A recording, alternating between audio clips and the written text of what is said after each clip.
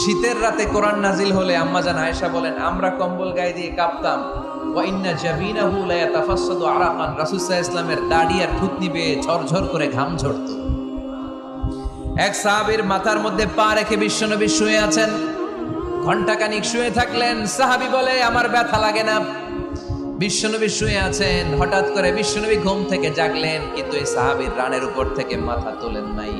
In the mean time কোরআনের আয়াত নাজিল হওয়া শুরু হলো। সাহাবী বলেন 1 ঘন্টা শুয়ে আছে আমি টের পাই না, কিন্তু যখন কোরআনের আয়াত নাজিল হলো মনে হলো উহুদ পাহাড়টা আমার পায়ের উপরে চেপে বসেছে।